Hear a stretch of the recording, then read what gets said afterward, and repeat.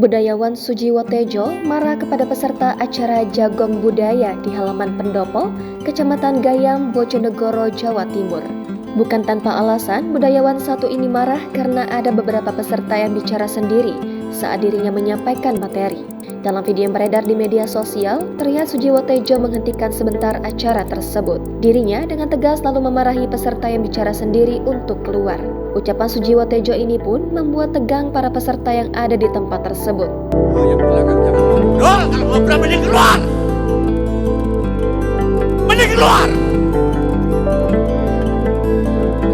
Mending kalian keluar daripada aku terganggu. Suruh keluar itu. Yang belakang sedutan aja. Sujiwo Tejo lalu menjelaskan jika ada orang bicara jangan bicara sendiri. Dirinya pun meminta kepada peserta untuk lebih menghargai orang yang sedang berbicara. Selain itu, peserta juga ngobrol sendiri saat Sujiwo sedang nembang lagu. Video Sujiwo Tejo ini pun mendapat banyak komentar dari para netizen. Setelah penonton itu keluar, Sujiwo Tejo pun melanjutkan diskusi tentang kondisi pendidikan di era sekarang. Bahkan Sujiwo Tejo sudah bisa bercanda dengan MC lagi sehingga suasana tak tegang. Acara Jagong Budaya itu sendiri digelar pada Sabtu 19 Agustus lalu dan dihadiri oleh Bupati Bojonegoro Ana Muawana.